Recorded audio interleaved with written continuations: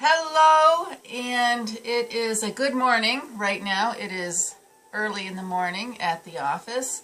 It is a cloudy day, so we don't have superb lighting in the studio here. Welcome to Brain First Always. That's the program I'm going to talk about today. But this is Brain Snob episode 13, and I'm going to introduce to you the template to the BFA Protocol. So, welcome. I'm Dr. Lisa Ann Homick from Homick Advanced Chiropractic, and this is Brain Snob episode 13. Everyone should be a brain snob. It is not an insult. It is a high compliment. It means you understand the brain so you can change your life in profound ways. After all, your brain makes your body, but you make your life. So let's go do it. I have the template. It's just a piece of paper with my typing scrawled out on it, but it's called Brain Health at a Glance, and this is the introduction to the Brain First Always protocol that I teach in the office. And so for brain health, this is how it starts out. Your health is reflected by your state of the react, reset, survival mode.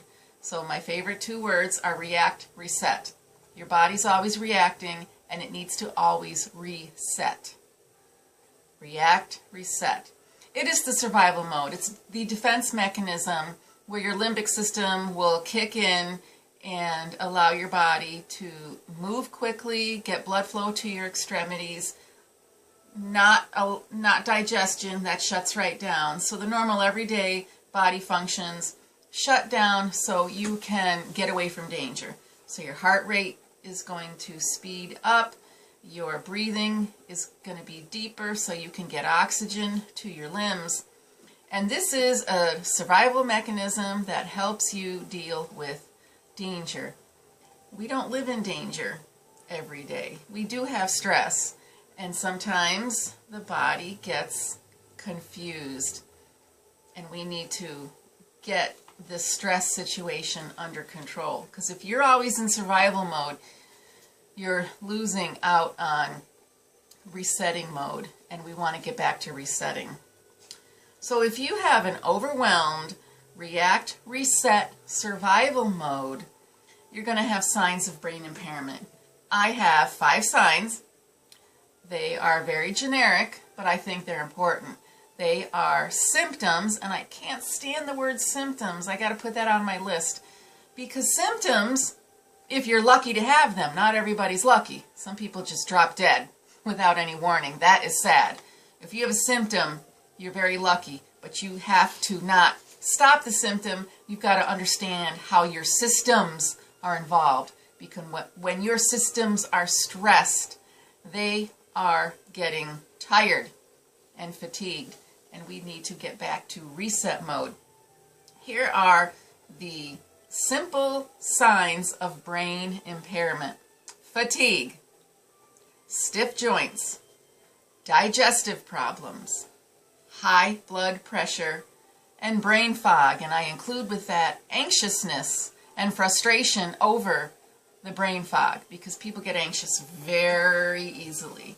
But it's an important sign of brain impairment. Now, I'm not trying to make everybody paranoid and go into a panic, but this is the time to take care of brain impairment. It's not recognized by anybody else but me and well, some other natural health practitioners, but it stems from that overwhelming kicking in status of the react reset mode. If you react too much, and that we can control, we can do that, but we have to understand, is the react mode appropriate, or is it happening too often? And if it's happening too often, there's things we can change in our lifestyle. So it only happens when it really needs to happen. We need to have a real threat, not drama, not stuff that is not that important, but it shoots our blood pressure up high. We have to get a handle on that. We can't just let it happen, because it is automatic. It is the autonomic nervous system. It's going to happen, but we've got to love it and cherish it nurture it and take care of it, because once it's burned out, bye-bye, then your reserves are gone, and that's the sad part of life we don't want to face. The BFA protocol, the Brain First Always protocol, has 3 doorways I ask you to walk through. There's move your brain, feed your brain, and talk to your brain. That's it. 3 doorways. There's a few steps in each one, so imagine a door opening and you're climbing up a staircase. And each step gets you closer and closer to an awesome goal of brain clarity, better health, the lowest amount of inflammation in your body. And that's next on my template here, because we want to pay attention to the persistent interference, chronic stress if you want to call it that, the persistent interference that is going to cause persistent inflammation. And inflammation is what kills your cells. Inflammation ages your cells, damages your DNA. And it's a generic term, so to speak, but it is crazy damaging to your health. And that's why I have those 5 signs of brain impairment. They are major sources of inflammation going awry in your body. And I know you need to have a starting point. And these are the starting points I want you to pay attention to. Fatigue, stiff joints, digestive problems, high blood pressure, and brain fog. So part of the inflammation story, though, is we have to understand that over time we develop toxic hypoxia. That's a crazy word. That's a crazy word. That means you have thick, dirty blood, and that slows you down. That's robbing your body of oxygen. Your body is suffocating. Your tissues can't heal. And then you just feel awful. And we want to prevent that. And these are usually symptoms that are nagging, and people ignore them. They tolerate them and just say, oh, whatever, this is just a part of life. It is not a part of life. No, that's why I'm here making these videos.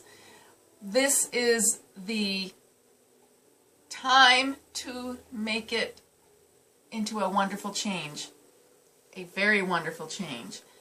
And in addition to understanding what toxic hypoxia is, the thick, dirty blood, I also teach people about the fight or flight dominance, also called limbic system overwhelm. And I also call it the overwhelmed react reset problem. If you're reacting inappropriately and not resetting efficiently, that is how poor health starts. I don't get into the naming game. I don't say there's a diagnosis of this. I don't have a favorite disease. They all start out the same way. They all have the same initial kickoff point, and that is your react reset mechanism is happening inefficiently, and it's not helping you heal. It is burned out. And when it's burned out, it's lights out for our living, breathing bodies. The innate intelligence can no longer contact your tissues because it's burned out. And I want to prevent that. One more thing I want to talk about before I close this episode. I don't want you to be in a panic. I don't want you to be upset and nervous. This is designed to be empowering and exciting. We can work on things. This is doable. This is so doable, and you don't need a lot of complicated efforts. I call it the low-tech, high-energy approach. It's very low-tech. It's so simple. We just need consistency. We need to understand our bodies. We need to fall in love with our bodies and just understand how things work and work in sync with them, not against them. One part of this template I did not include. I have an icebreaker exercise because it helps people to really find out where they want to pinpoint their efforts. So I have an icebreaker checklist. It's a questionnaire, and I'm going to go through it very quickly. So take notes. And when you come to the office, I delve into this more specifically. After the template of my brain health BFA approach, I give you the explanation of the react, reset process, and I give you the map. And I told you before, if you're on a healing journey, you take a map. You always take a map. So this is the Icebreaker questionnaire I ask people to consider and to think deeply about their most hidden feelings. But the thing is, inflammation kills your dreams, so we want to support your dreams. We don't want to support inflammation. We want to reverse that. What are your dreams? Think about it. What are they? And what health concerns are distracting you from those dreams? Take notes. I'm going quickly. What made you decide today was the day to pursue something new? Next question. What are you giving up because of your health concerns? We give up something. There's always a trade-off, and this is the sad part, the negative part of the trade-off. What have you given up because you aren't feeling good? What part of your life is not yours because of that health concern? Now, how do you see your life a year from now, 5 years from now, 10 years from now? Because that tells me how optimistic you are, or the opposite. What are you most afraid of when it comes to your future health? The answers people give me are so compelling, and this is why we have the Brain First Always protocol. Because when you have these deep, intense fears, I want you to know there's a way to face them and deal with them. We need to melt those fears away, and I can give you great understanding of brain function, because the brain makes your body. You make your life. Now, a few more questions here.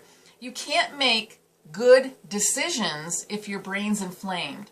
Remember, blood flow is taken away from that frontal cortex.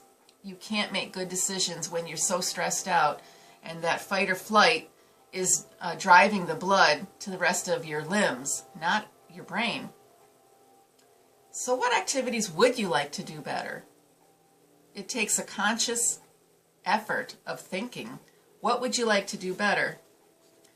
The nervous system works very hard to assess danger, respond, and reset back to stability. Next question. What part of that react, reset system resonates with you? What part of my explanation is ringing a bell saying, oh yeah, I've got to focus on this a little bit differently? What part of this resonates with you? And what are your dangers, your threats, your traumas that you're dealing with now, and what have you experienced in the past? Because things in the past lay the foundation for how your nervous system repeats itself in that manner, in that react, reset manner. Take good notes for me. Final question. You cannot be in a state of growth and defense at the same time, at the cellular level and in your life level, your day-to-day life as a person interacting with the world. You cannot be in a state of defense and growth at the same time. Our society, our culture is pretty hostile to authentic health. What side of stubborn will you stand on?